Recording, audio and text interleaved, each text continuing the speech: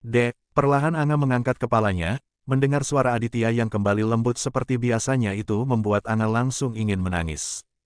Dia tidak lagi mendengar suara Aditya yang dingin seperti gadi malam dan tadi pagi, bahkan sampai tadi saat dia masuk ke dalam rumah. Iya mas, suara Anga bergetar. Sini, duduk di sini. Mas mau bicara? Aditya menepuk sofa di sampingnya dengan tatapan yang lembut seperti biasanya. Anga mencoba mendekati Aditya sambil terus menundukkan kepalanya. Walau Aditya tak lagi dingin seperti tadi malam, tapi Anga tetap saja takut. Perlahan Anga mulai duduk di samping Aditya. Walau Anga terus menunduk, tapi dia yakin kalau Aditya terus menatapnya saat ini. Sekarang, boleh mas tanya? Boleh mas, jawab Anga dengan lirih.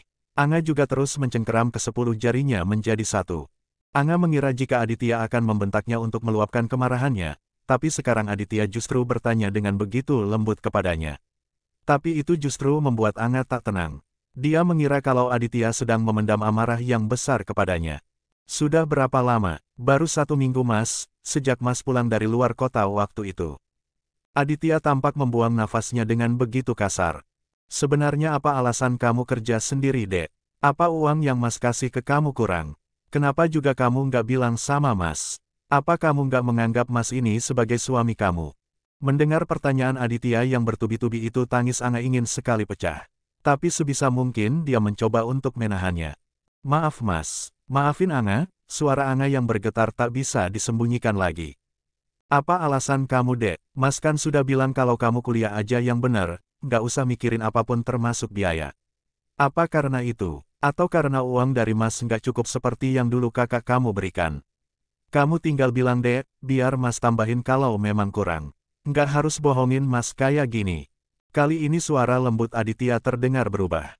Tidak membentak namun terdengar kesal dan tegas. Wajah Aditya juga merah dengan kedua daun telinganya yang ikut memerah. Terlihat jelas jika pria itu menahan kemarahannya. Bukan itu mas, uang yang mas kasih ke Anga nggak kurang kok. Terus, kenapa kamu kerja sendiri? Anga ragu, apa dia harus mengatakan yang sesungguhnya. Tapi Anga takut kalau nanti dia merusak hubungan persahabatan Aditya dengan dia. Anga tidak mau kalau sampai dia kembali menyalahkannya karena mengadu pada Aditya. Angkat kepala kamu, lihat mas kalau bicara. Suara Aditya lebih tegas saat ini. Sungguh menakutkan bagi Anga. Perlahan Anga memperlihatkan wajahnya yang sudah penuh air mata itu pada Aditya. Dek, bukan dada Anga yang mendadak sakit seperti terkena benda tumpul, tapi Aditya. Dia merasa kesakitan sendiri saat melihat wajah istrinya berlinang air mata seperti saat ini. Sekarang katakan sejujurnya atau mas nggak akan pernah memaafkan kamu. Tegas Aditya mencoba menekan perasaannya. Dia tak tega melihat Anga ketakutan karena dirinya seperti itu. Tapi Aditya juga kesal dan marah karena ternyata istrinya membohonginya. Sementara Anga sudah ketakutan dengan ancaman Aditya. Bagaimana kalau Aditya tidak mau memaafkannya? Dia harus hidup dengan siapa lagi di dunia ini? Maaf karena Anga nggak jujur sama mas dari awal, Anga mengusap air matanya. Dia juga bingung harus memulai semuanya dari mana. Anga memutuskan untuk kerja paruh waktu karena Anga nggak mau menyusahkan mas, bukan karena Anga tidak menghargai mas Adit. Mas kerja susah payah hanya untuk membiayai hidup Anga dan biaya kuliah Anga itu pasti berat. Anga dengar, mas juga lagi ada masalah di kantor dan mas harus mengganti sejumlah uang dengan memotong gaji mas. Aditya langsung menatap Anga dengan tajam beserta isinya yang berkerut. Sepertinya pria matang itu menyadari sesuatu. Apalagi, Anga menggantung ucapannya, rasanya pedih sekali untuk mengatakannya pada Aditya. Anga ini hanya istri titipan buat mas Adit. Dek. Aditya langsung meraih kedua pundak Aditya. Mencengkeramnya dengan sedikit erat, Aditya benar-benar terlihat marah saat ini. Siapa yang bilang seperti itu? Siapa yang berani bilang kamu ini istri titipan? Katakan ANGA. Bentak Aditya lepas kendali. Dia benar-benar marah saat ini. Hiks, Anga benar-benar ketakutan sampai tak berani menjawab pertanyaan Aditya. Pikiran Aditya langsung tertuju pada dia. Hanya dia orang yang pernah mengatakan istrinya itu hanya istri titipan. Aditya juga tidak pernah bercerita pada siapapun termasuk Anga tentang masalah di kantornya kecuali sama kelima sahabatnya itu. Apa dia yang mengatakan itu sama kamu? Kamu ketemu sama dia? Atau kamu dengar omongan kami di sini waktu itu? Aditya kembali melunak. Dia sadar kalau sikapnya menakuti Anga. Anga tak berani menjawab, dia hanya menunduk dan terus menangis. Tangan Anga yang gemetar itu membuktikan kalau Anga benar-benar ketakutan saat ini. Jawab Mas, Anga. Anga mengangguk dengan lemah. Dia takut Aditya semakin marah kepadanya. Maafin Anga Mas. Hiks, maaf. Grab. Aditya menarik Anga ke dalam pelukannya. Tangannya yang melingkar di pinggang dan punggung Anga terasa begitu erat. Hiks, tangisan Anga justru semakin pecah dalam pelukan Aditya. Sekarang Aditya baru sadar kalau tadi dia bisa ada di restoran itu juga karena rencana dia. Dia sengaja membawa Aditya ke sana untuk mempermalukan Anga. Aditya ingat kemarin dia menanyakan apa kesibukan Anga akhir-akhir ini. Aditya tentu menjawab kalau Anga hanya fokus kuliah karena Aditya memang tidak tahu apa-apa. Ternyata itu hanya taktik dia untuk memastikan Aditya tahu atau tidak kalau Anga bekerja di restoran itu. Mas kan pernah bilang sama kamu. Jangan dengarkan apapun yang orang lain katakan. Kamu cukup dengarkan Mas dan nurut sama Mas aja. Kamu nggak lupakan dek. Aditya berbisik di telinga Anga dengan suara parau seperti orang yang sedang menahan tangis. Bukan hanya Anga ternyata, tapi hati Aditya juga ikut sakit saat istrinya disakiti seperti itu. Kamu itu bukan istri titipan. Kamu itu istri Mas yang dikirimkan Allah melewati kakak kamu. Jangan pernah sebut diri kamu sendiri seperti itu ya. Mas sayang sama kamu. Aditya menciumi pucuk kepala Anga dengan penuh penyesalan. Dia yang salah karena tidak bisa lebih tegas pada dia. Dia yang kecolongan karena tidak tahu kapan dia menemui istrinya yang mengatakan hal menyakitkan seperti itu. Tindakan dia tadi juga sudah keterlaluan. Aditya ikut ke sana juga karena dia yang memohon untuk merayakan ulang tahunnya. Tapi ternyata untuk membuat kekacauan. Dan satu lagi, Mas memang sempat ada masalah di kantor. Tapi itu udah selesai karena Mas nggak salah. Mas juga nggak jadi dipotong gaji. Mas minta maaf karena nggak cerita sama kamu dan kamu malah dengan dari orang lain. Jadinya salah paham kayak gini. Anga masih menenggelamkan wajahnya di pelukan Aditya. Dia mendengarkan semua yang Aditya katakan. Di sini Anga semakin merasa menjadi istri yang buruk. Dia yang gegabah dan tidak berpikir panjang. Dia yang terlalu keras kepala dan selalu menyimpulkan semuanya sendiri. Dek, Aditya mengurai pelukannya. Aditya menatap wajah sembab istrinya. Mengusap pipi, hidung serta sisi-sisi mata Anga yang sudah basah semua oleh air mata. Semua masalah ini terjadi karena kurangnya komunikasi di antara kita. Mas sadar kalau Mas belum terbuka sepenuhnya sama kamu. Mas minta maaf karena kamu jadi salah paham dan ambil keputusan sendiri. Aditya mengambil kedua tangan Anga, menggenggam keduanya dengan lembut. Jadi, mulai sekarang kita harus saling terbuka ya. Kita ini masih sama-sama belajar jadi suami istri yang baik, jadi Mas minta kamu juga jangan menyembunyikan apapun lagi dari Mas. Apalagi bohong lagi, iya.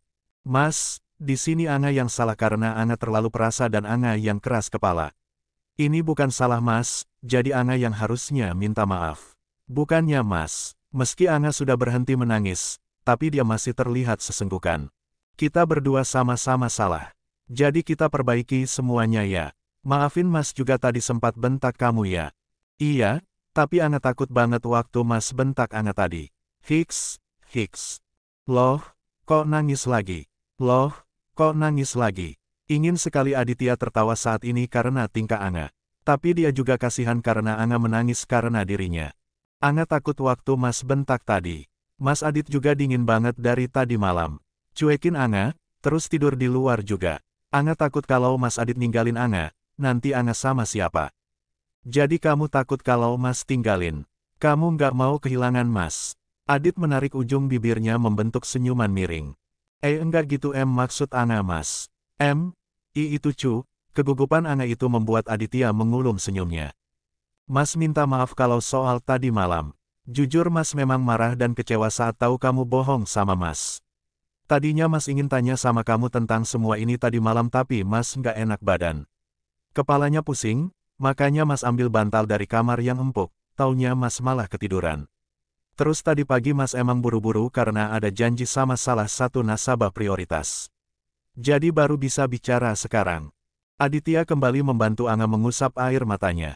Jadi Mas nggak enak badan. Mas sakit. Anga menyentuh kening Aditya dengan punggung tangannya.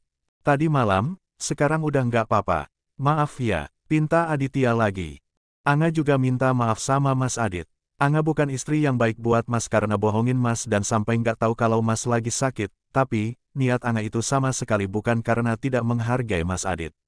Anga juga nggak merasa kurang sama uang pemberian Mas.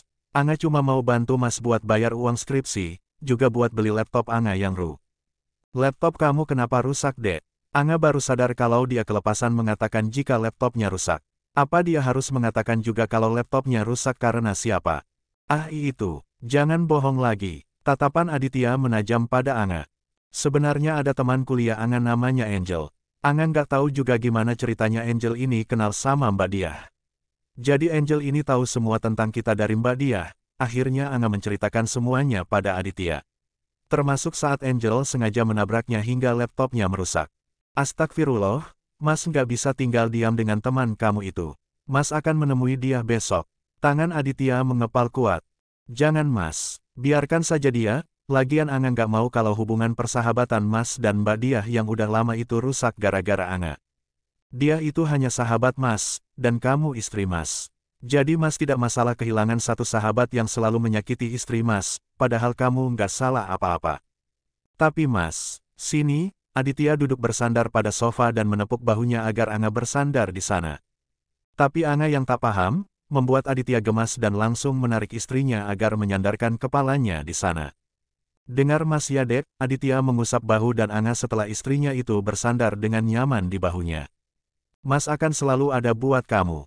Mulai sekarang apapun yang terjadi tolong kasih tahu Mas termasuk apa yang teman-teman Mas lakukan sama kamu.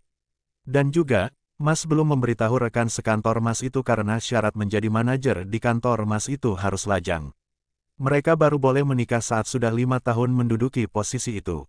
Sedangkan Mas itu 5 tahunnya masih 3 bulan lagi dari hari pernikahan kita. Makanya Mas masih menyembunyikannya dari kantor. Jadi jangan salah paham ya Dek.